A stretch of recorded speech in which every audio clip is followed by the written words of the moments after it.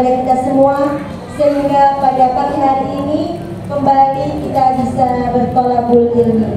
Kedua, salawat dan salam tercurah kepada junjungan Nabi kita yang agung, Nabi besar Muhammad Sallallahu Alaihi Wasallam, Nabi yang menjadi rahmatan lil alamin bagi sisa alam. Baik, ibu jamaah majelis saudara yang dirahmati Allah, sebelumnya kami senantiasa menginformasikan bahwasanya seluruh infak yang terkumpul akan kami serahkan untuk mendukung seluruh kegiatan pesantren Darul Sholihin binaan Ustaz Muhammad Abdul Wasikal. Untuk itu kami mengajak kepada seluruh jamaah untuk bisa memberikan infak terbaiknya. Dan kami informasikan juga bagi jamaah yang tadi bisa mendapatkan tambahan buku, karena buku masih disusun sini, jadi nanti akan kami informasikan kembali kalau buku telah tiba. Baik, langsung saja kajian pada pagi hari ini masih melanjutkan pembahasan buku Ramadan bersama Nabi. Kepada Ustaz Muhammad Abdul Wasikal kami persilakan.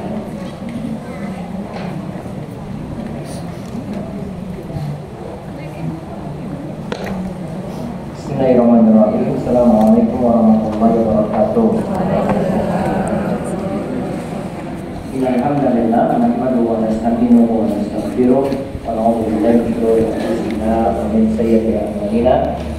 Man yahdihillahu fala mudilla lahu wa man yudlil fala hadiya lahu. Wa asyhadu an la ilaha illallah wahdahu la syarika lahu wa asyhadu anna Muhammadan abduhu wa rasuluh. Allahumma shalli ala nabiyyina Muhammad wa ala alihi wa man tabi'ahum bi ihsanin ila yaumiddin. Allahumma inna nas'aluka ilman nafi'a wa rizqan thayyiba wa amalan mutaqabbala. Kita bersyukur pada Allah pada kesempatan pagi ini. Allah memberikan kita taufik, memberikan kita hidayah untuk bisa bermajelis ilmu kembali. Mudah-mudahan majelis kita kali ini semakin memudahkan kita untuk memasuki bulan Ramadan yang tinggal beberapa hari lagi. Baik, ibu-ibu sekalian, kita melanjutkan pembahasan Ramadan bersama Nabi Sallallahu Alaihi Wasallam. Dia halaman 19 yang mendapatkan keringanan untuk tidak berpuasa. Yang pertama, orang yang sakit. Karena Allah berfirman dalam Al-Baqarah 185,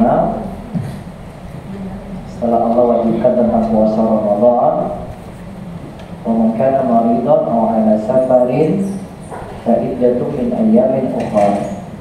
Siapa yang sakit atau dalam keadaan bersafar lantas tidak puasa, fa iddatun min ayyamin ukhra, maka hendaklah dia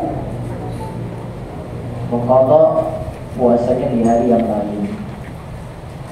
Baik, di sini ada istilah sakit. Ibu bisa beri keterangan sakit yang dimaksud di sini sakit yang menyebabkan seseorang itu diperbolehkan tayamum. Sakit yang menyebabkan seseorang itu diperbolehkan tayamum.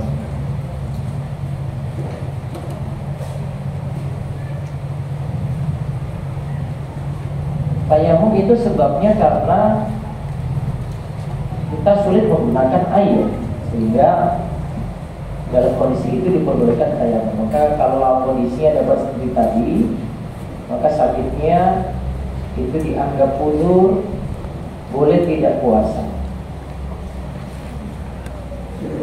Sakitnya dianggap uzur, boleh tidak puasa. Kalau ini standarnya jelas. Jadi sakit-sakit yang ringan yang tidak sampai menyebabkan kita tayamum, maka tetap puasa. Lalu dikatakan lagi au ala safarin, atau dalam keadaan bersafar. Kemarin berapa syarat disebut safar yang boleh tidak puasa? 3 ya. Yang pertama perjalanan safar perjalanan jauh minimal tambah 80. Yang dibolehkan berpuasa sholat berapa kilo Bu? 84 kilo.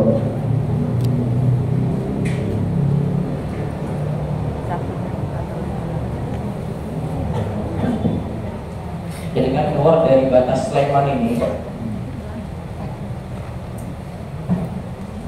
rumah di sini menuju ke tempat minimalnya 84 kilo, sampai ke Semarang. Ditambahkan syarat yang kedua apa kemarin? Sudah bersafar Sebelum masuk subuh. sebelum masuk subuh. Sebelum subuh ibu sudah keluar dari batas kota ini berarti. Harus sudah keluar dari batas kota. Nah, sejak sebelum subuh itu niat aja udah mau puasa. Nah, nanti sampai sekarang 84 ya. Sampai 84 ya Semarang. Sampai kayaknya. Sampai Hah? Pak, sampai. Kenapa? Terus kalian Jawa dari Jakarta aja ya. Kurang jauh. Hilirnya perlu dekat gitu ya. Nah, sebelum subuh niat sudah gak puasa ya. Nah, keluar. Syarat ketiga apa? Safarnya bukan safar terus-menerus sehingga tidak ada waktu untuk qadha. Kalau keadaan ketiga ini dia safar terus-menerus tetap disuruh puasa. Tambahkan lagi yang keempat, safarnya safar mubah.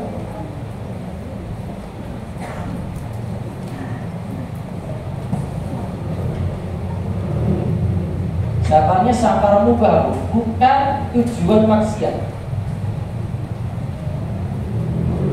Safarnya safar mubah, bukan tujuan maksiat.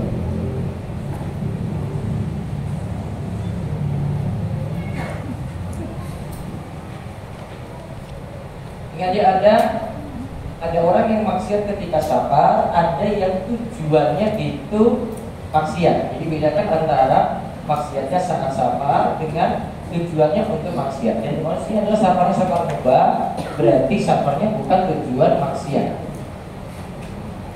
Berarti dia bukan safarnya mau jual miras, itu bukan. Dia mau jual narkoba, bukan.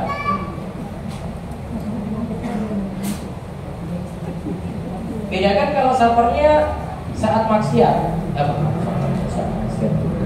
Saat safar itu maksiat. Contoh, dia saat safar minum miras, itu beda. Dengan tujuan safarnya ingin jual miras, beda. Itu berbeda. Itu namanya safar. Di tengah safar itu bermaksiat. Kalau di tengah safar bermaksiat, ini bukan maksud bahasan kita di sini. Ini safarnya safar mubah. Nah, yang biasa ditanyakan di sini biasanya, yang safar itu untuk perempuan harus ditemani mahram. Safar ditemani mahram. Oke. Ya. Tapi dia mau tujuannya baik. Dia pergi safar tadi ya, tanpa mahram.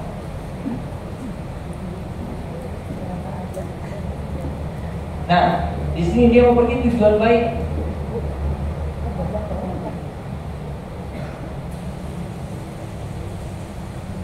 Nah, bolehkah dia ambil keringanan ketika safar untuk ini? Nah, ini bahasanya beda, Bu. Kalau tujuannya baik, berarti safarnya mubah namanya. Itu safar mubah, tapi di tengah safar bermaksiat. Jadi ini tengah safar bermaksiat.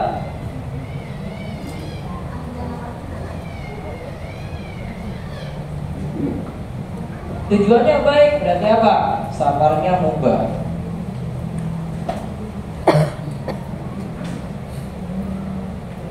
Nah, ini qashar sholat masih boleh. Terus tadi ada puasa tadi ya. boleh batal puasa dengan 3 syarat sebelumnya ya. Batal puasa Bu. Itu bedakan Bu. Maka kalau ditanya tadi, misalnya tujuan baiknya untuk umroh, saya mau bahas yang gini ya. Tujuan baiknya untuk umroh, tapi dia safarnya tanpa mahram. Berarti umrohnya sah atau tidak? Sah. Umrohnya sah.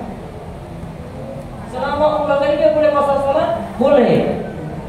Karena tujuannya masih baik.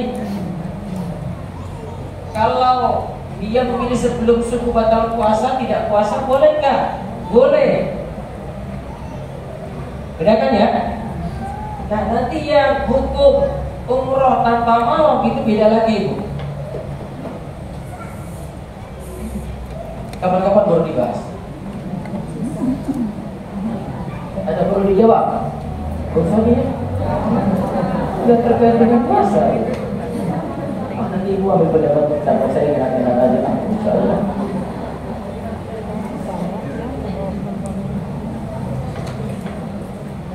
Dalam mazhab Syafi'i itu tidak disyaratkan istita'ah itu dianggap mampu itu mesti ditemani mahram. Jika hajinya wajib, umrohnya wajib. Ingat kalimat saya ya, jangan dipelintir ke yang lainnya loh. Ini banyak netizen di sini soalnya.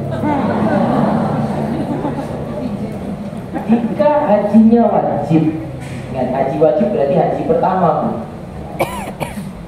Bukan haji kedua, bukan haji ketiga ya, haji wajib. Dia sudah kena kewajiban haji lagi, sudah punya biaya untuk itu. Entah dia banyak duit langsung haji beroda lah, atau dia tunggu 7 tahun haji plus misalnya. Hajinya wajib atau umrohnya wajib. Berarti umroh yang pertama. Ini baru umroh yang pertama Bu. Maka dalam mazhab Syafi'i itu cuma menyebutkan dia boleh ditemani oleh wanita-wanita yang thiqah, wanita-wanita yang terpercaya. Tidak mesti ditemani mahram. Tapi kalau sudah haji sunnah, haji yang kedua, umrah sunnah, umrah yang kedua, ketiga, maka wajib ditemani mahram. Itu bedanya. Nah, bedanya di situ. Paham ini ya? Ya.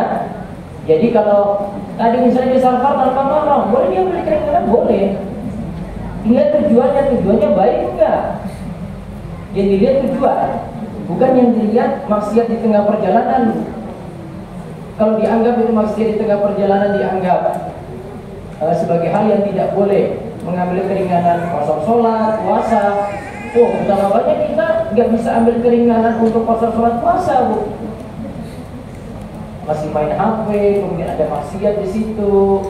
Mungkin ada ketika safar lagi masih online, tiba online lagi. Ya astagfirullah, tapi ya iya Bu. Jadi tolong bedakan safarnya tadi. Jadi kalau saya simpulkan di Munis jadi ada 3 syarat. Ditambah kalau ulama Syafi'i sebutkan lagi safarnya safar yang mubah. Ya, itu baru dia boleh ambil keringanan tidak puasa.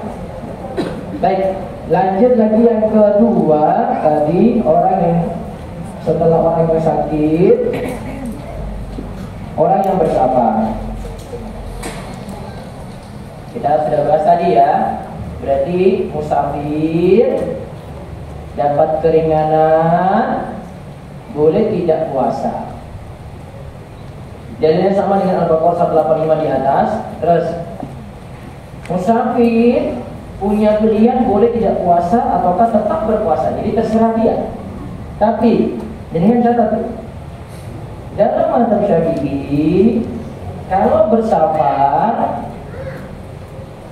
berpuasa itu lebih afdal, selama tidak membawa mudarat. Di Fathul Mu'in di sini sebutkan wasaumul musafiri bila dhararin ahaqqu minal fitri. Puasanya musafir, berarti musafir itu berpuasa selama tidak ada bahaya, tidak ada masalah, maka itu lebih disukai daripada tidak puasa. Ahab, di sini kalimatnya ahab, lebih disukai. Jadi kalau jangan tanya, tapi saya mudik, baliknya saya puasa atau tidak? Ya tadi kita sudah bahas, kalau tidak puasa pun boleh, asalkan terpenuhi 4 syarat tadi ya. Nah, namun apa yang lagi bagus tadi Bu? Berpuasa lebih afdol Bu, selama tidak bawa mudarat. Terus dari Abu Sa'id Al-Khudri dan Jabir bin Abdullah, mereka berkata, kami pernah bersafar bersama Rasulullah Sallallahu Alaihi Wasallam, maka ada yang tetap puasa dan ada yang tidak puasa. Lihat, sahabat saja berselisih, ada yang puasa, ada yang tidak. Namun mereka tidak saling mencela satu dan lainnya. Yang puasa ya sudah dibiarkan, yang tidak puasa juga dibiarkan. Namun manakah yang diutamakan bagi musafir, apakah berpuasa atau tidak? Jawabannya bisa dilihat menurut 3 kondisinya. Ini kalau ini lihat dari kondisinya ini. Ini kondisi. 1. Jika musafir merasa berat untuk berpuasa atau sulit melakukan hal yang baik ketika itu. Safarnya jauh, sudah pakai pesawat, turun lagi pakai jalur darat 5 jam. Di negeri Wakanda gitu loh Bu. 5 jam. Habis itu nyebrang sungai lagi 2 jam. Indonesia banget kan? Perjalanan jauh sekali. Kalau dia puasa disenggarakan berat, sulit lakukan kebaikan, maka lebih utama untuk tidak puasa. Berarti karena ada mudarat tadi yang kita sebut. Terus keadaan yang kedua, jika tidak memberatkan untuk berpuasa. Ya terbangnya cuma ke Jakarta. Jakartanya rumahnya pas dekat Halim lagi. Mudah untuk melakukan kebaikan, nggak ada masalah apa-apa. Rumahnya kebetulan dekat YIA juga gitu. Naik pesawat, turun sudah sampai rumah. Nggak ada kesulitan itu untuk melakukan kebaikan. Maka pada saat ini lebih utama untuk puasa. Alasannya karena lebih cepat melepasnya beban kewajiban dan lebih mudah berpuasa dengan orang banyak daripada sendirian. Kita puasa kalau barengan orang banyak itu lebih bagus daripada puasa sendirian. Nah ini yang ketiga nih, jika tetap berpuasa malah membahayakan kondisi diri, bisa tewas Bu. Karena panas terik Nabi SAW itu memutuskan tidak puasa. Beliau ambil air kemudian beliau memutuskan tidak puasa. Terus ada sebagian orang itu dipayungi ya oleh orang lain, kemudian dia tetap puasa saat itu. Kemudian Nabi SAW katakan halakal mutanatti'un. Celakanya orang yang terlalu menyusah-nyusahkan diri. Celaka orang yang terlalu menyusah-nyusahkan diri. Maka maksudnya adalah kalau memang memberatkan sekali, safar itu memberatkan sekali, maka wajib tidak puasa. Terus kita lihat yang ketiga, orang yang sudah tua renta atau sepuh. Perincian ini selain berlaku bagi orang tua renta atau sepuh yang tidak mampu puasa, juga berlaku untuk orang yang sakit dan tidak bisa sembuh, yang tidak bisa sembuh sakit lagi dari sakitnya, atau kita katakan la yurja bara'uhu, tidak bisa diharapkan sembuhnya. Kalau ini dalam hadis ini disebut dengan kaum du'afa. Tapi kalau ini dia tidak bisa berpuasa secara permanen.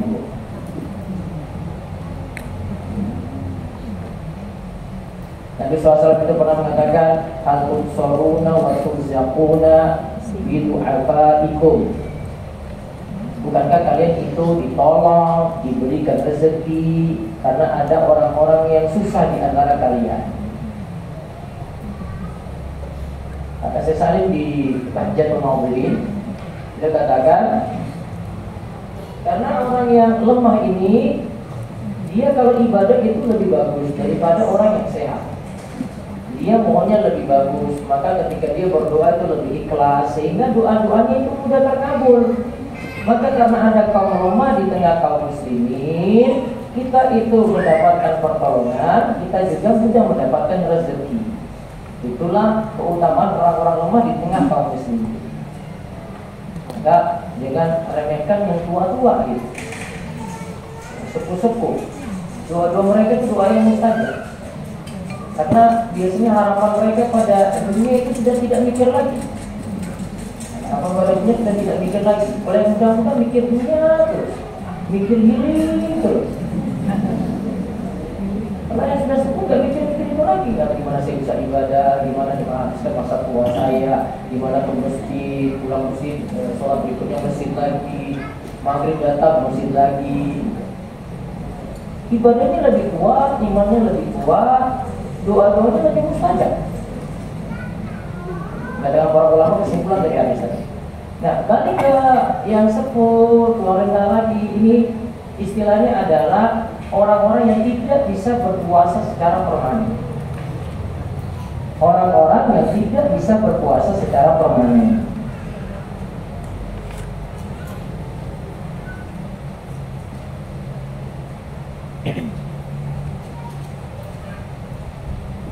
Jadi tadi sakitnya nggak kuning sembuh tadi kan?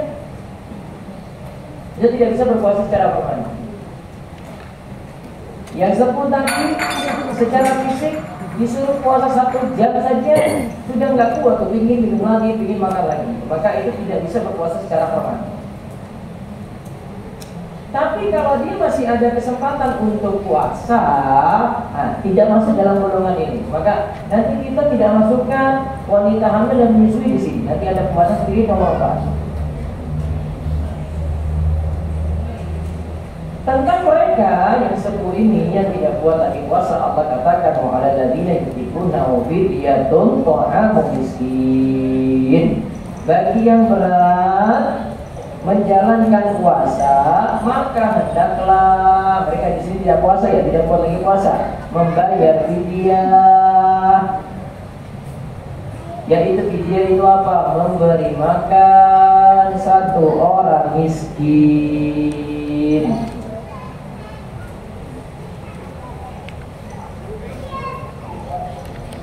Lihat di sini aturannya.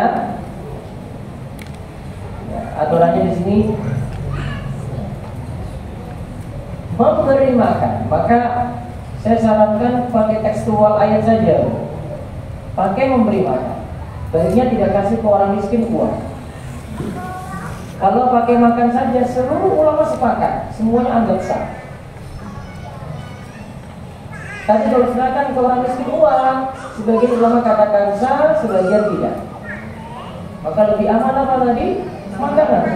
Sepakat ulama semuanya, tidak ada yang menyelisih ini. Nah, ketentuannya itu 1 hari 1 mud. Ya, 1 hari 1 mud. Hari saya sempat sebut 1 mud sama dengan 6 ons.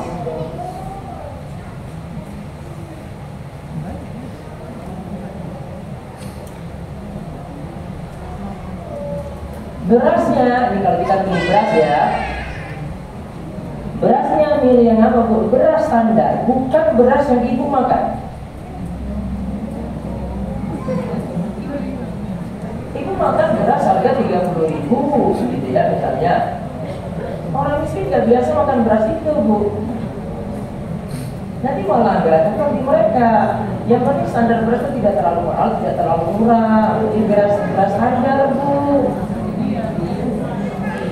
Jadi pakai standar ibu. Pakai standar yang wajar untuk yang menerima. Dia pakai beras merah, dia pakai beras hitam. Dia bakal kasih orang miskin mau makan ya? Ini beras apa ini? Beras standar.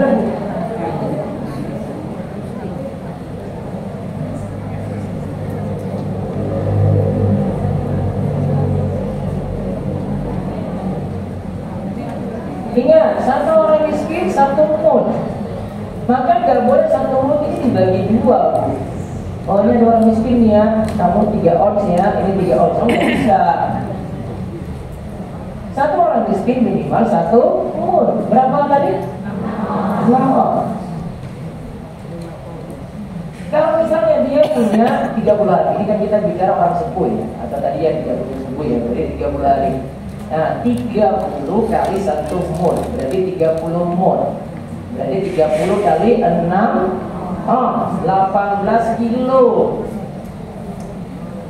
Bisa 18 kilo serahkan 1 orang. Beras.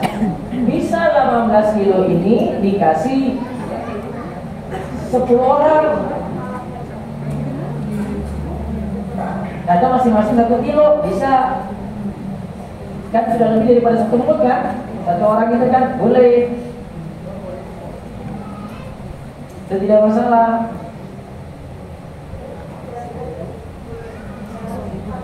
Kita bahas makanan di sini beras lagi. Jadi kan mau nambah telur, nambah ikannya, tambah lauknya, tambah tempe, ya silakan. Itu terserah. Tapi yang sifatnya harus tadi 1 mud makanan. Jadi kalau kita bahas beras, 1 mud beras. Sifat yang lainnya lauk pauknya tadi tambahan saja. Nah, sebentar, ini belum selesai. Sabar. Pilihan yang kedua, ini bisa juga dipilih di pendapat Syekh Ibnu Utsaimin.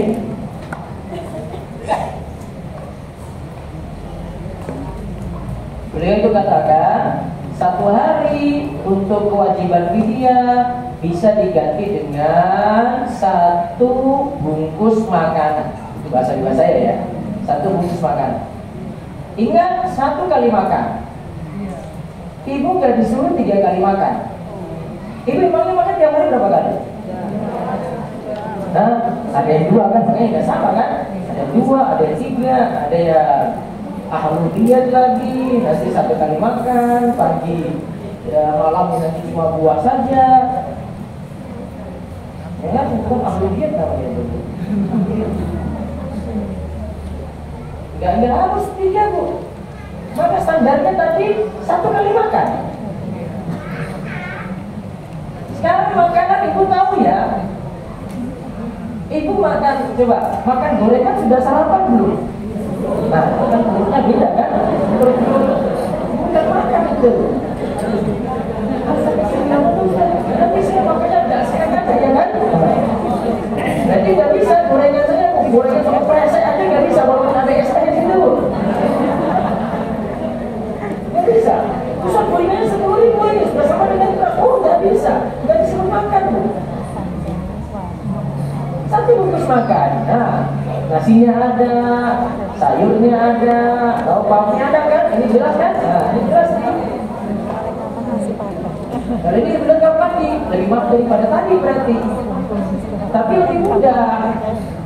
Mikirnya lebih mudah. Jadi kalau buat 1 bungkus makanan, ingat ya, makanan standar. Jadi kan nggak dikasih disuruh keluarkan makanan yang super mahal enggak. Makanan standar, 1 bungkus bisa berapa? Normal, 15 itu normal itu ya, 15 tuh. Itu lauk standar itu. Tinggal kalikan 30 aja. Nah, bisa pakai pilihan yang kedua ini. Ini bisa dengan beras, bisa dengan 1 bungkus makanan. Terus yang diberi, ingat orang miskin. Yang diberi itu orang miskin.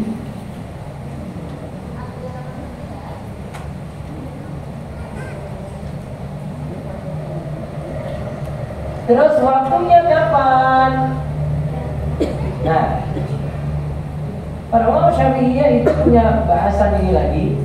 Tapi kalau saya mau peringkas, paling aman dengan bayar itu misalnya hari ya, Selasa ya. Selasa nggak puasa, sudah pas sore beri makan buka. Langsung. Rabu nggak puasa, langsung beri makan itu. Sebagian ulama katakan boleh bayarnya di malam hari. Jadi malamnya, ini hari Selasa, malam Selasanya, tadi malam berarti bayarnya. Untuk puasa hari Selasa yang dia tidak puasa tadi. Yang tidak boleh mengamalkan semua sebelum Ramadan.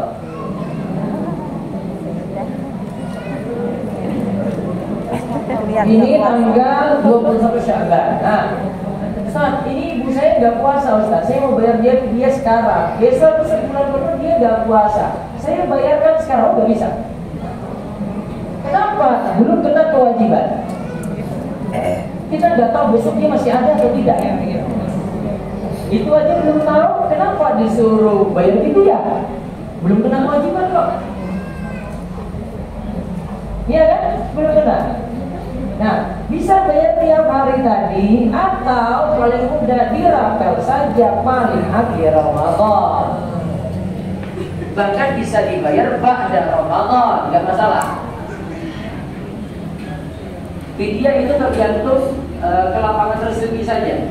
Sehingga tidak dipasarkan kayak kodok gitu, harus sampai Ramadan berikutnya harus lunas, enggak. Ini tergantung kelapangan rezeki saja.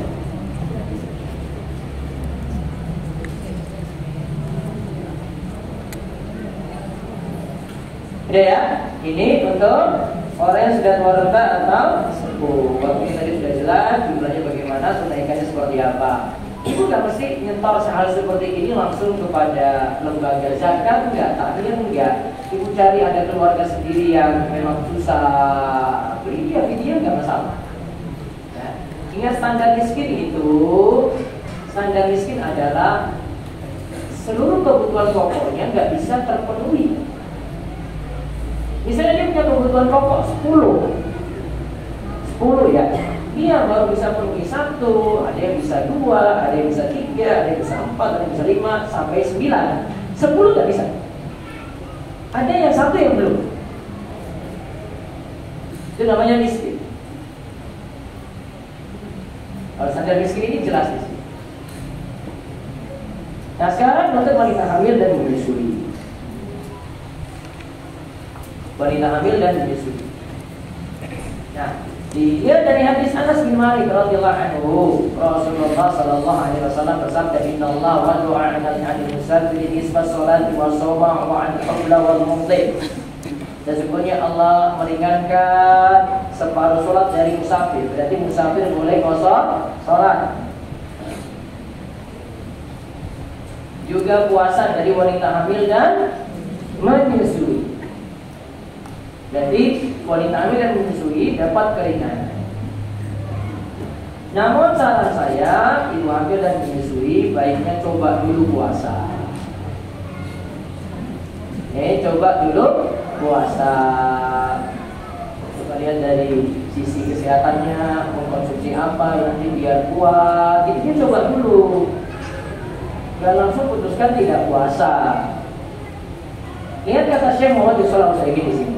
Lebih tepat wanita hamil dan menyusui dimisalkan seperti orang sakit dan musafir yang punya kewajiban qada. Berarti ibu, wanita hamil dan menyusui masih ada qada puasa. Kata Syekh Utsaimin tanpa fidyah. Kemudian saya akan simpulkan pendapat ya. Adapun dia Ibnu Abbas tanpa menyebut qada karena sudah dimaklumi bahwa qada itu ada. Kewajiban qada saja merupakan pendapat Atha bin Abi Rabah dan juga adalah pendapat Imam Abu Hanifah. Dengan demikian wanita hamil dan menyusui terkena ayat dan barang siapa yang sakit diterima seperti orang sakit atau bersama lantas tidak puasa, hendaklah dia ganti puasanya di hari yang lain. Maka rincian yang paling bagus kita bagi 3 saja untuk wanita hamil dan menyusui. Yang pertama, jika khawatir pada bayi. Jika wanita hamil dan menyusui khawatir pada janin atau bayinya, maka kewajibannya adalah qada plus fidyah. Saya ulang, jika khawatir pada bayi atau janinnya, maka kewajibannya adalah qada plus fidyah.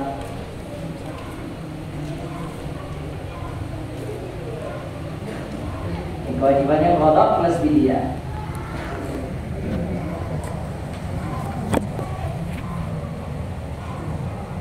Terus yang kedua, jika khawatir pada diri si ibu yang hamil yang akan menyusui tadi, maka kewajibannya adalah qada saja. Kewajibannya adalah qada saja.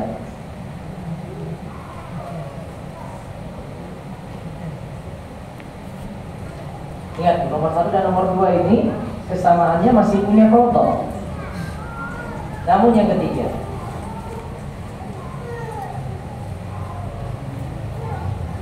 jika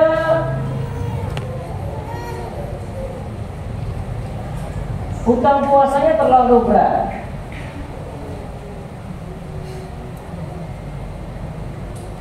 misalkan ini Bu ya, tahun pertama hamil, tahun kedua menyusui, tahun ketiga hamil lagi, tahun ketiga menyusui lagi, tahun ketiga hamil lagi, tahun ketiga menyusui lagi, tahun ke-7 lahir lagi, tahun 8 menyusui lagi, 4 anak langsung,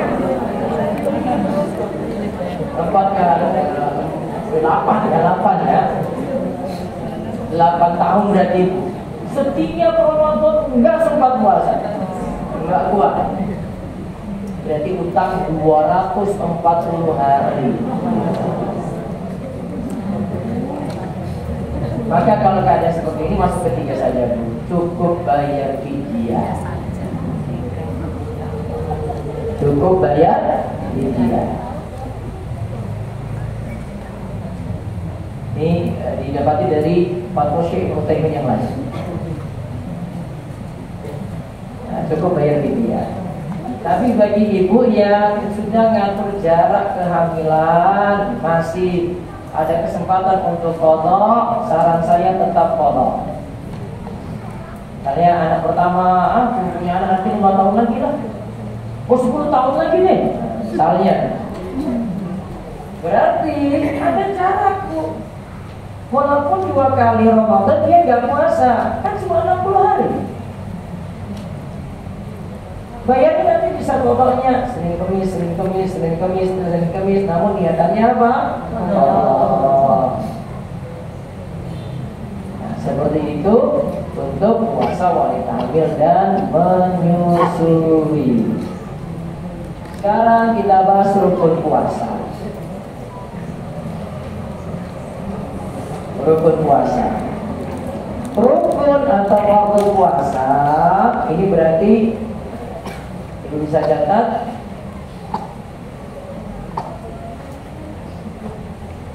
beberapa mobil nutupin dan butuh bantuannya untuk dipindahkan. AB 1969 RH, terus AG atau AB 1090 XD, terus AB 1770 MS. Bisa mohon bantuannya itu. Baik, rukun puasa. Apa itu rukun? Rukun itu berarti yang ibu jalani ketika puasa.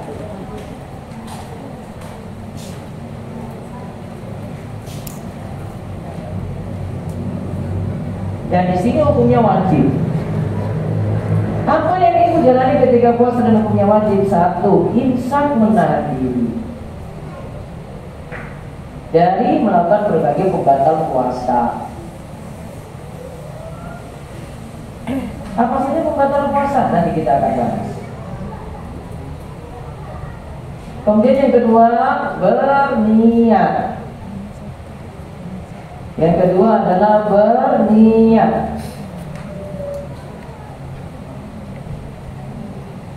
Yang pertama kita bahas imsak dulu. Imsak.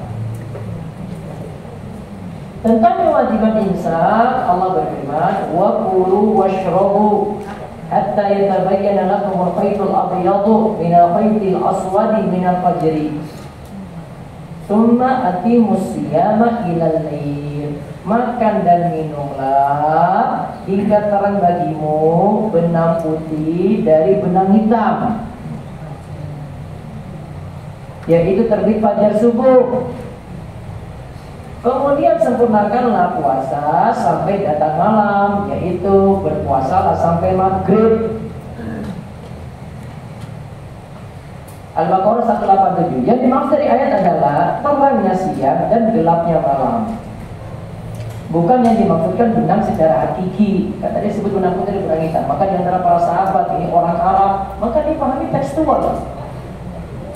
Dia ketika itu nunggu-nunggu kapan berhenti makan sahur, dia taruh benang putih, dia taruh benang hitam. Enggak, dia ngomong-ngomong. Orang Arab itu pahami tekstual. Ternyata pun kalimat berikutnya minal fajri, terbit fajar subuh. Oh, baru teranglah dia. Oh, ternyata di fajar subuh saya tuh nunggu benang putih benang hitam tadi yang nggak ada berubah apa-apa. Ternyata yang dimasukkan terbit fajar subuh. Oh, berarti makan minum masih boleh selama belum terbit fajar subuh. Berarti kalau sudah terbit fajar subuh yang ditandai dengan azan subuh tepat waktu, tidak boleh makan dan minum. Maka tidak boleh hubungan intim, pembatal tidak boleh dilakukan. Maka kita imsak dari waktu subuh. Sedangkan teriakan imsak itu cuma menandakan saja, Bu. Subuh sudah mau dekat, 10 menit lagi, hati-hati. Tapi kalau sudah azan subuh dan tepat waktu, maka tidak boleh lagi untuk makan dan minum, walaupun nanti jangan bilang nanggung. Nah, ini masih ada 1 gelas ini belum habis. Ustaz, nanggung banget, tidak bisa. Ustaz, ini ada 1 sendok nih, boleh nggak? Nggak bisa juga. Ustaz, saya baru bangun pas azan subuhnya, saya minum sedikit boleh nggak? Resikomu, sudah bangun telat. Maka tidak ada aktivitas makan dan minum lagi. Maka Imam Nawawi katakan kalau ada makanan di dalam mulut ketika terbit fajar subuh tadi, maka wajib dilepeh, dimuntahkan. Jika tetap lanjut, puasa batal. Jika dilepeh, puasa boleh lanjut. Ya, sepele aja itu. Padahal sudah di mulut tuh.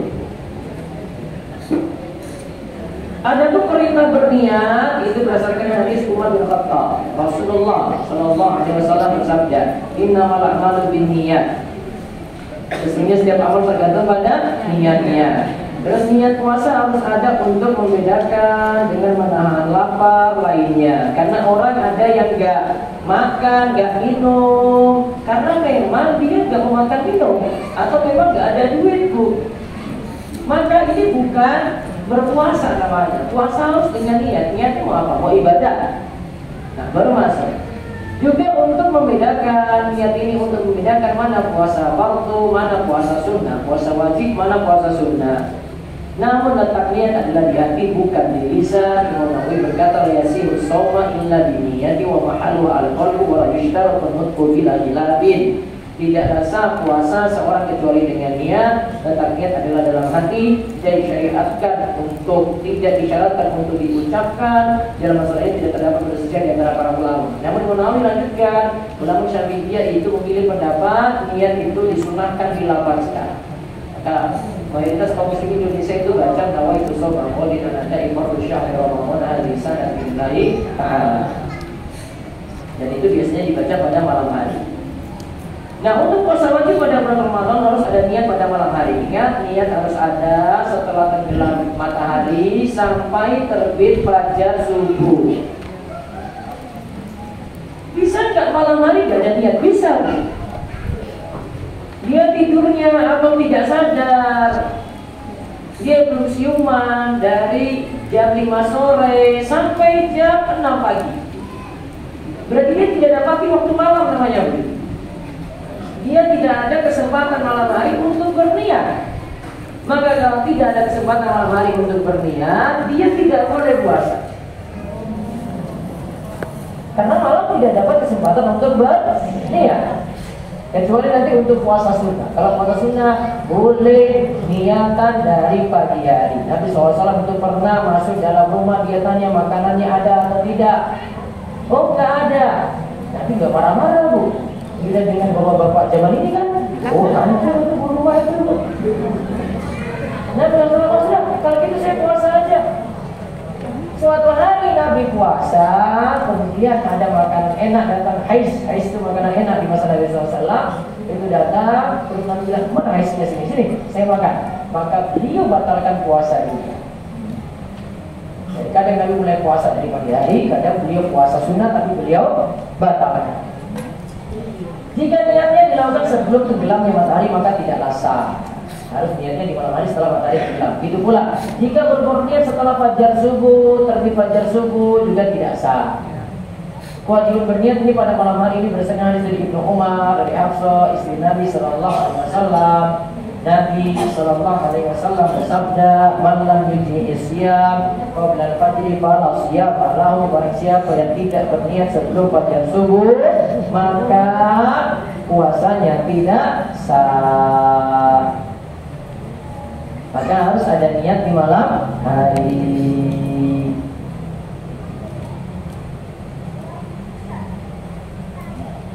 Nah ya, ini hadis berikutnya lagi. Aisyah meriwayatkan, pada suatu hari Nabi Shallallahu Alaihi Wasallam menemuiku dan bertanya, apakah kamu mempunyai makanan? Nah, yang tadi saya ceritakan ya. Kami menjawab tidak ada. Beliau berkata, kalau begitu saya puasa aja deh. Jadi Nabi baru puasa pagi hari bu. Kemudian beliau datang lagi pada hari yang lain dan kami berkata lagi, wahai Rasulullah, kita telah diberi hadiah hais, makanan dari kurma, ada samin, ada keju. Maka beliau pun berkata, bawalah kemari, sesungguhnya dari tadi pagi aku berpuasa dan Nabi batalkan puasanya karena ada makanan hais tadi, makanan yang enak. Tentang hadis riwayat Aisyah tersebut, Imam Nawawi katakan dalil di atas adalah dalil bagi mayoritas ulama bahwa boleh berniat pada siang hari sebelum waktu zawal, sebelum matahari bergeser ke barat, yaitu waktu zuhur, untuk puasa sunnah. Jadi puasa sunnah boleh niat pagi-pagi bu. Saya puasa aja deh, gitu. Sama juga berarti dari sini boleh puasanya dibatalkan untuk puasa sunnah. Siang-siang tempatnya traktir, makanannya enak banget. Kemudian dia sudah saya batalin aja, juga gak enak sama teman saya, nanti dia kecewa kalau saya tetap melanjutkan puasa. Coba lihat lagi perkataan Imam Nawawi katakan, menurut mazhab Syafi'i niat mesti ada pada setiap hari puasa. Baik ketika melakukan puasa Ramadan, puasa qadha, puasa kafarah, puasa nazar maupun puasa sunnah. Karena puasa antara hari yang satu dan hari lainnya tidak berkaitan satu dan yang lainnya. Jika setelah hari puasa batal maka tidak merusak lainnya. Ini berbeda dengan ibadah haji dan rakaat sholat. Nah, berarti kesimpulannya niat harus ada 3 syarat. Untuk niat puasa harus memenuhi 3 syarat. 1, niatnya harus di malam hari. 2, niatnya harus berulang tiap malam.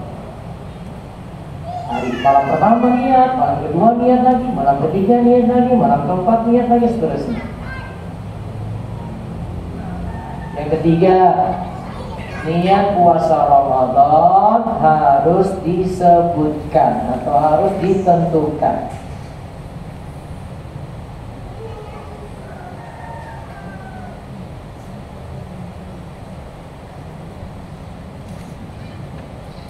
Tiga syarat itu ya. 1, niat harus di malam hari setelah terbit fajar, setelah tenggelam matahari, sebelum terbit fajar subuh. Terus yang kedua, niat harus berulang tiap malam. Terus yang ketiga, niatnya harus menentukan puasa Ramadan.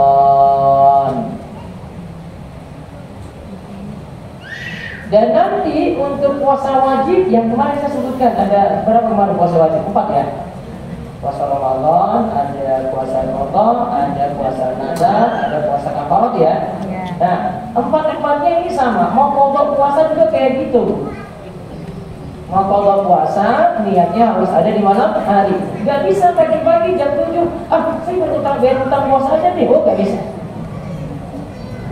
Qadha puasa harus ada niat di malam hari. Dan cara berniat, Bu, yang sederhana sekali disebutkan oleh penulis Fathul Mu'in. Cara berniat itu cukup membayangkan besok mau puasa, atau berkeinginan besok mau puasa. Besok mau puasa nih, sudah masuk. Tapi kalau menurut penulis Fathul Mu'in, kalau baru niatkan makan sahur itu cuma untuk menguatkan diri agar puasa. Belum tentu orang makan sahur dia puasa juga, belum tentu bangun sahur dia puasa. Tapi cukup tadi membayangkan, besok saya mau puasa, sudah, itu sudah niat itu. Tanpa pakai lafaz. Kalaupun ada yang pakai lafaz, tidak mesti bahasa Arab juga, bisa dengan bahasa Indonesia. Saya niat puasa Ramadan, sah.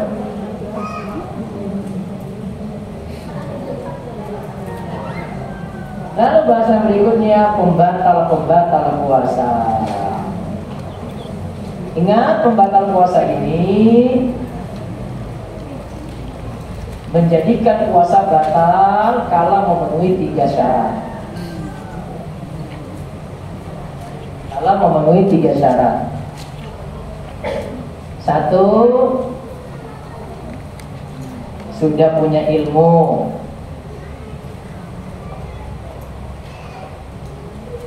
2,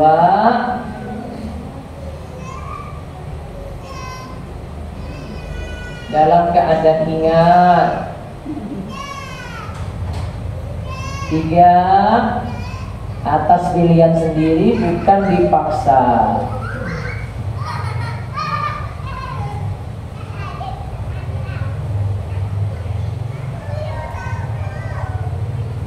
Apa tadi Bu diulang? 1,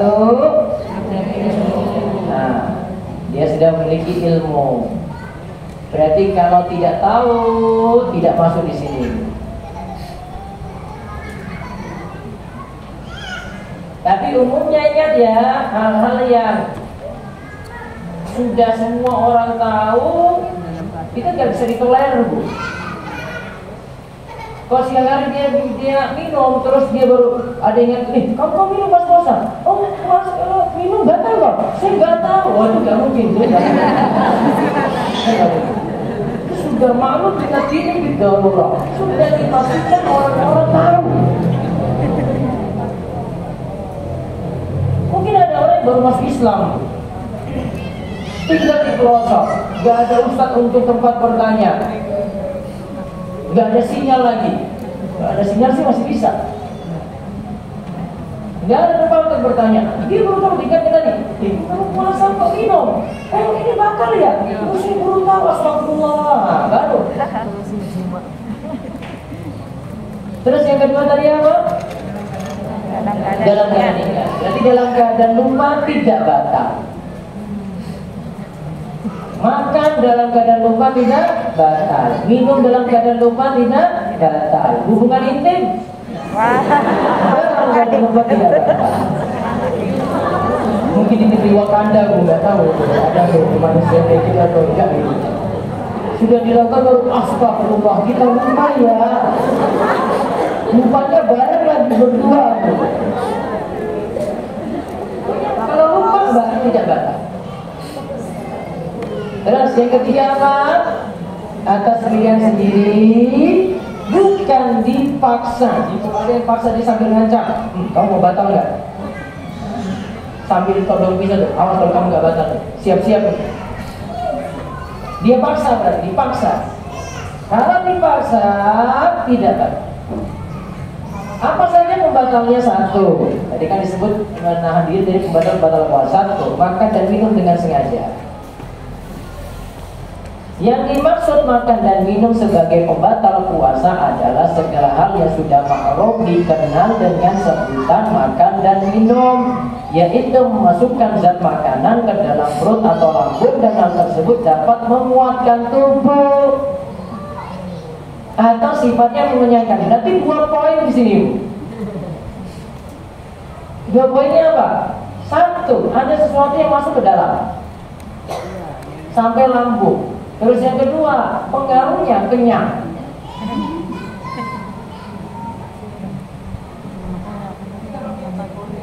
Ada apa? Nah, bentar Bu, coba lihat. Ada sesuatu yang masuk di lepet tadi, ditanyakan ya. Dia cicipi sesuatu di lepet. Untuk orang yang butuh tidak makruh, berarti masih boleh.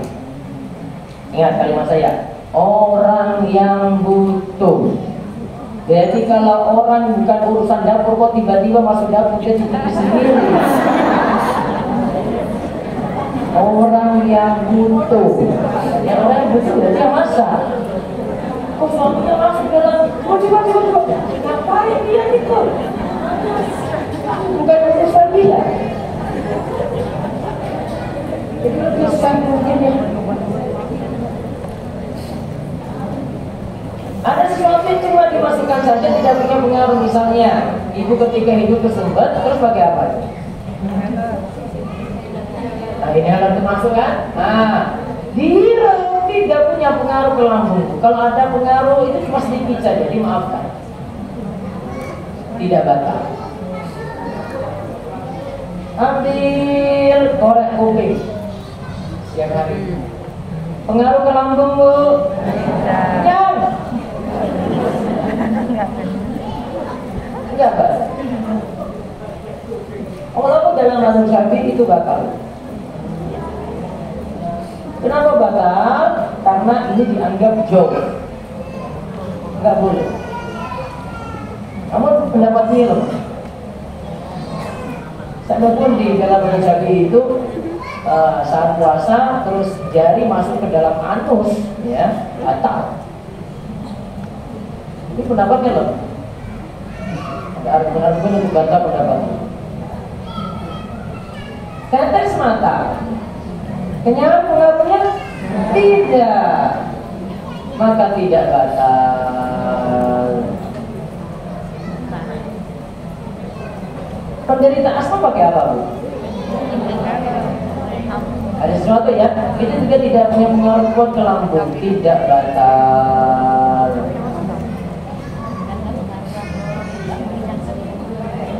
Insulin bagaimana bentuknya? Nah, kalau injeksi atau suntik dilihat. Jika yang dimasukkan itu sifatnya mengenyangkan, maka batal. Jadi kayak infus ya. Namun kalau suntiknya itu tidak punya pengaruh ke lambung, ya, maka tidak batal. Dulu saya pernah bahas itu suntik COVID, ya, vaksin, maka tidak batal. Tapi saya sarankan kalau mau suntik, termasuk ibu juga mau suntik KB misalnya, pindah aja ke malam hari biar tidak lemas. Itu lebih aman. Nah, bahasa ini panjang lebar dan bahasanya sendiri di panduan Ramadan kontemporer. Bahas fikih tentang pembatal kontemporer yang tadi sebagainya sudah saya sebutkan. Nah, terus Syekhul Islam Ibnu Taimiyah rahimahullah berkata, orang yang berpuasa dilarang makan dan minum karena keduanya itu dapat menguatkan tubuh. Padahal maksud meninggalkan makan dan minum adalah karena kedua aktivitas ini menyebabkan mengalirnya darah ke dalam tubuh. Darah adalah tempat mengalirnya setan dan bukanlah disebabkan karena melakukan injeksi, itu injeksi makanan atau bercelak. Maka menurut perkataan Ibnu Taimiyah ini berarti bercelak tidak batal puasa. Injeksi makanan juga tidak batal puasa. Namun jika orang itu yang berpuasa lupa, keliru atau dipaksa, maka puasanya tidaklah batal ketika dia makan dan minum. Dan Abu Hurairah Rasulullah bersabda, "Idza nasiya fa'akala aw syariba falyutimma shaumahu fa inna ma at'ama Allahu wa saqahu." Apabila seorang makan dan minum dalam keadaan lupa, hendaklah dia tetap menyempurnakan puasanya karena Allah telah memberinya makan dan minum. Kemudian yang kedua yang jadi pembatal muntah dengan sengaja, berarti dia paksakan dirinya untuk muntah. Dia masukkan sesuatu supaya muntah. Dia masukkan tangan berarti supaya muntah. Maka puasanya batal. Nabi katakan, "Man darau qayyun wa sha'imun falaysa alaihi qada'un wa in istaqa'a falyaqdi." Dalam hadis Nabi sallallahu katakan, barang siapa yang muntah, di mana muntah itu menguasainya, artinya muntah tidak sengaja, sedangkan dia dalam keadaan puasa, maka tidak ada kodok baginya. Jadi puasanya sah. Namun apabila dia muntah sengaja, maka dia wajib membayar kodok. Terus yang ketiga, mendapati haid dan nifas. Dari Abu Sa'id Al-Khudri ketika Nabi SAW ditanya mengenai sebab kekurangan agama wanita, beliau bersabda, "Alaysa idza hadat lam tusalli wa lam tasum." Bukankah jika wanita itu haid maka dia tidak sholat dan tidak puasa? Ketika haid berarti tidak puasa. Kalau puasa berarti puasanya batal. Syekh Mustafa Al-Adari berkata, Syekh Mustafa Al-Bukhari berkata, jika seorang wanita mendapati dirinya haid dan nifas, puasanya tidak sah. Jika ia mendapati haid dan nifas tadi itu pada siang hari, puasanya batal. Ia wajib mengqadha puasa untuk hari tersebut. Terus ini bahasa kita tadi, jima atau bersetubuh dengan sengaja. Maka Anda sudah digunakan dengan sengaja baru batal loh. Yang dimaksud sini adalah masukkan wujud zakar atau sebagiannya secara sengaja atas sebagian sendiri dan dalam keadaan tahu bahwa hal tersebut termasuk haram. Yang termasuk pembatal di sini bukan hanya jika dilakukan di kemaluan, termasuk pula menyetubui di dubur manusia atau anal seks juga batal atau selainnya. Termasuk juga pada hewan, seperti dikenal dengan istilah zoofilia, ini juga batal. Menyetubui di sini termasuk pembatal puasa meskipun orang yang berjima tadi tidak sampai mengeluarkan mani. Ya, tetap apa? Batal.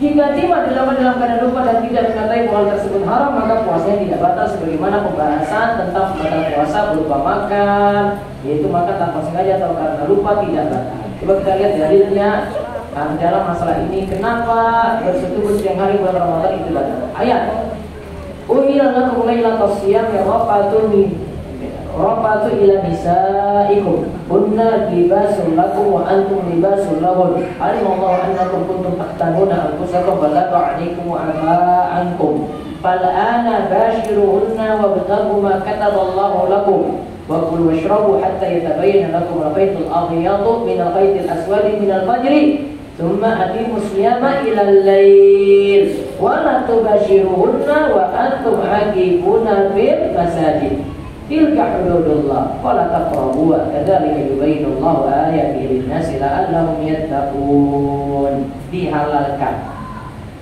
bagi kamu pada malam hari bulan puasa bercampur dengan istri-istrimu. Jadi malam hari dibolehkan. Ayat ini turun karena Umar itu pernah sengaja berhubungan intim dengan istrinya, dengan pasangannya. Dan dia lakukan diam-diam karena khawatir nanti Nabi SAW itu marah. Karena Umar itu berarti periode kedua diwajibkan puasa. Kalau sudah setelah Isya sudah tidur, maka tidak boleh lagi untuk hubungan intim. Umar lakukan itu diam-diam. Maka turunlah ayat ini. Saat ini sudah dihalalkan untuk kalian. Mereka adalah pakaian bagimu dan kamu pun adalah bagian bagi mereka. Allah mengetahui bahwasanya kamu tidak dapat menahan hawa nafsumu. Karena itu Allah mengampuni kamu dan beri maaf kepadamu. Maka sekarang campurilah mereka, yaitu di malam hari, dan ikutilah apa yang telah ditetapkan Allah untukmu, yaitu untuk mendapatkan keturunan. Lalu makan dan minumlah yang terang bagimu, benang putih dari benang hitam, yaitu terbit fajar. Kemudian sempurnakanlah puasa itu sampai datang malam. Tetapi janganlah kamu mencampuri mereka ketika kamu i'tikaf. I'tikaf itu apa, Bu? Yang diisi untuk dibaca. Janganlah kamu campuri mereka itu ketika kamu itikaf dalam masjid. Berarti itikaf cuma dalam masjid saja, tidak bisa di musola rumah, tidak bisa di dalam kamar. Ya. Itulah larangan Allah, maka janganlah kamu mendekatinya. Demikianlah Allah menerangkan ayat-ayatnya kepada manusia supaya mereka bertakwa. Dalam ayat ini diterangkan bahwa pada malam hari puasa dibolehkan untuk hubungan intim, namun tidak untuk siang hari puasa. Hubungan intim pada siang hari, yaitu sejak terbit fajar subuh hingga tenggelam matahari, itu terlarang. Coba lihat di halaman 30 ada cerita di sini, Ibu, ini terakhir. Ini tentang kafarat hubungan intim siang hari Ramadan. Ini kafaratnya. Kewajiban kafarat tersebut dijelaskan pada hadis Abu Hurairah berikut. Nanti ceritanya kita sambil di halaman 31 ya, saya lupa 32.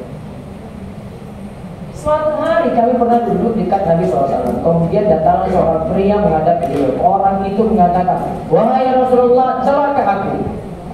Nabi tanya, "Apa yang terjadi padamu?" Pria tadi menjawab, "Aku telah menyetubuhi istriku padahal aku sedang berpuasa." Jadi di siang hari bulan Ramadan, Bu. Kemudian Rasul bertanya, "Apakah kau memiliki seorang budak yang dapat engkau memerdekakan?" Pria tadi menjawab, "Tidak." Jadi dia tidak bisa kewajiban pertama. Apa kewajiban pertama? Memerdekakan seorang budak. Terus Nabi tanya lagi, "Apakah engkau mampu berpuasa 2 bulan berturut-turut?" Jawabannya, dia jawab lagi, "Tidak." Malah sudah nekat siang hari loh gitu. Terus ditanya lagi, "Apakah engkau dapat memberi makan kepada 60 orang miskin?" Pria tadi juga menjawab, "Tidak." Berarti tunanya apa? Memerdekakan seorang budak. Jika tidak mampu, puasa berapa hari tadi? 2 bulan berturut-turut. Jika tidak mampu lagi, memberi makan kepada 60 orang miskin. Pria tadi jawab tidak. Abu Hurairah berkata, Nabi SAW lantas diam. Tatkala kami dalam kondisi demikian, ada yang beri hadiah 1 wadah kurma kepada Nabi SAW. Kemudian beliau berkata, "Di mana orang yang tanya tadi? Mana yang tanya tadi itu?" Artinya yang melakukan kesalahan hubungan intim tadi di siang hari Ramadan. Pria tadi menjawab, "Saya, wahai Rasulullah, saya." Kemudian beliau katakan, "Ambil ini dan sedekahkan." Terus orang itu tanya lagi, "Apakah aku berikan kepada orang yang lebih miskin dariku, wahai Rasulullah?" Berarti dia apa? Miskin. Dia jawab lagi, "Demi Allah, tidak ada yang miskin di ujung timur hingga ujung barat kota Madinah ini kecuali keluargaku." Kenapa, Pak? Paling miskin. Kemudian Nabi SAW tertawa. Ibu ini sudah tertawa ya. Terlihat gigi taring beliau. Kemudian beliau berkata, "Sudah, berilah makanan kurma ini kepada keluargamu." Sudah buat salah. Ini apa kabar dari ibu? Kurma. Imam Nawawi dalam Syarah Sahih Muslim katakan, ini bukan berarti kewajiban untuk bayar yang halal tadi kurma. Kan dia lagi tidak mampu. Berarti ketika dia mampu harus bayar. Namun catatan penting di sini. Tadi coba ingat urutannya tadi. Urutannya apa tadi? Pertama. Urutannya apa? 1. Memerdekakan budak. Baik. Kalau tidak ada, yang kedua. Yang kedua apa? Berpuasa. Baik. Berpuasa 2 bulan berturut-turut itu harus dicoba dulu, tidak boleh beralih ke yang ketiga. Sandur itu. Saya tadi baca ya, pokoknya dicoba dulu ya.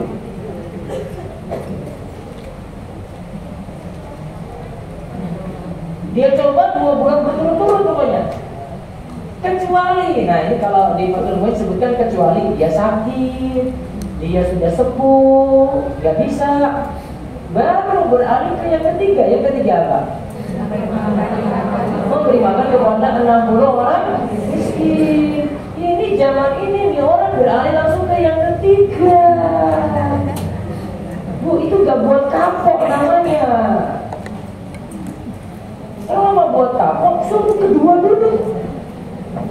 Kecuali apa tadi? Sakit, sepuh, sudah tidak bisa 2 bulan berturut-turut puasa, baru beralih ke yang ketiga.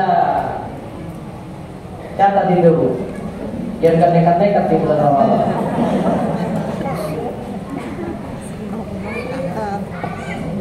Nah ini, disebutkan dalam umum ini. Tadi puasa 2 bulan berturut-turut.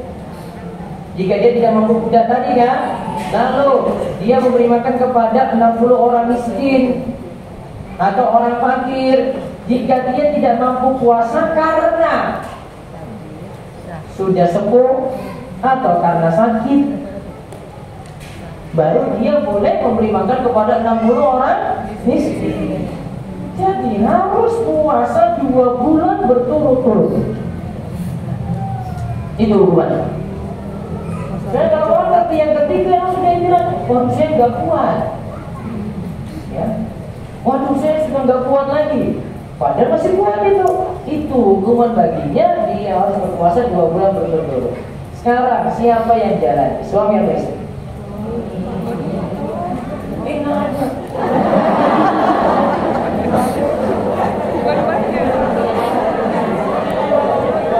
Kalau kita lihat dari 3 tadi Bu, itu semua kembali ke kemampuan memberi nafkah. Siapa yang memberi nafkah? Maka yang lakukan kafar adalah suami. Alhamdulillah Bu, tidak boleh lakukan. Tidak boleh lakukan Bu.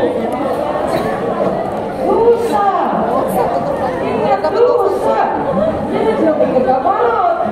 Itu sudah dosa, bukan pelanggaran di siang hari Ramadan. Misalnya nggak main-main Bu.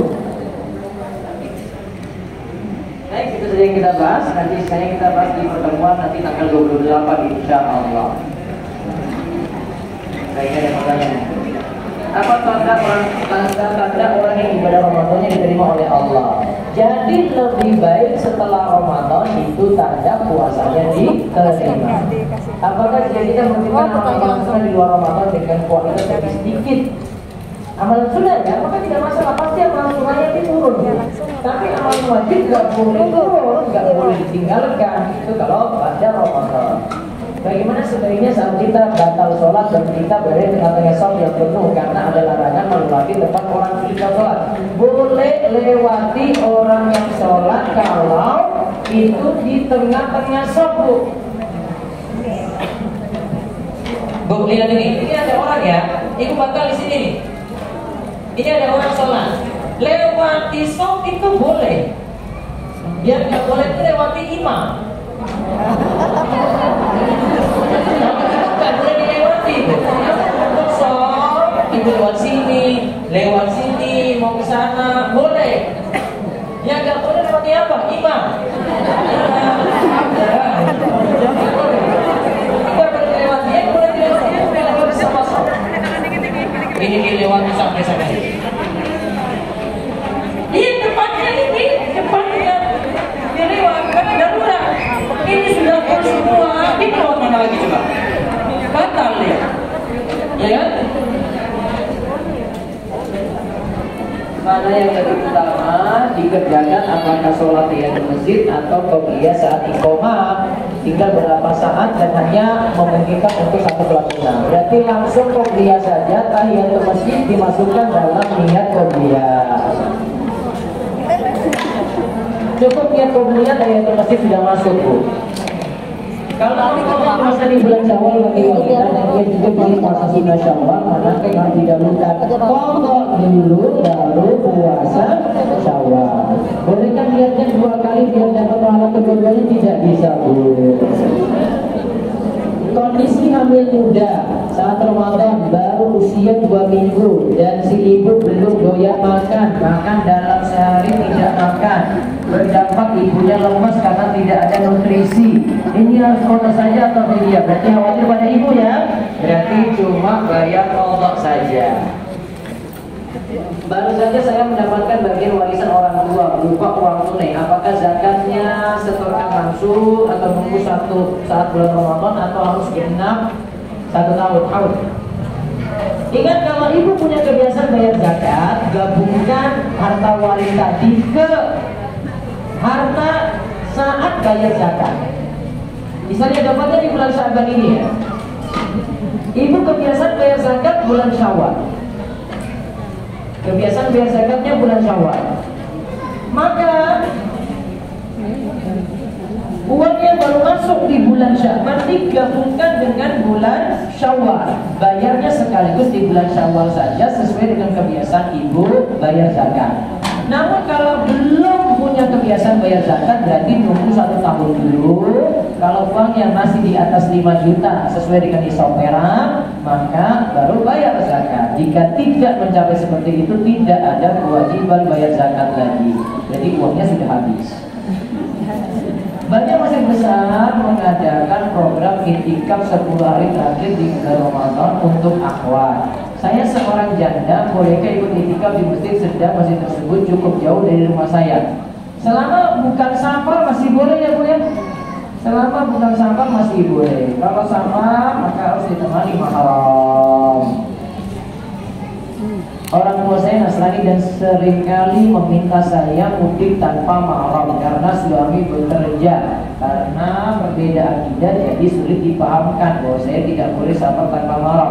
Dan kalau dijelaskan orang tua saya malah marah menganggap saya tidak berbakti. Jadi harus bagaimana? Kompromi dengan suami, kalau bisa tetap ditemani suami biar ibu gak hilang di tengah jalan untuk cari istri.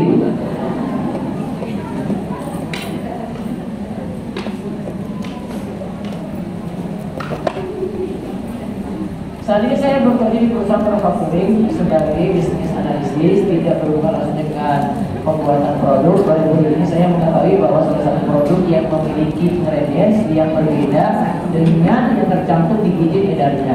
Ternyata pihak distributor tidak ingin ingredientsnya tadi diganti dan perusahaan saya setuju. Jadi saya tanyakan apakah gaji yang saya terima dari perusahaan itu haram, Ustaz?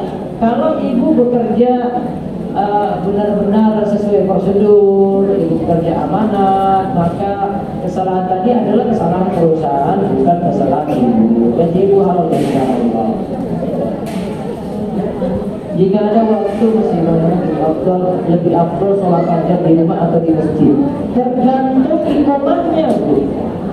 Kalau ibu mau di masjid berarti kalau iqamahnya terlalu cepat, ibu sholat fajar di masjid saja.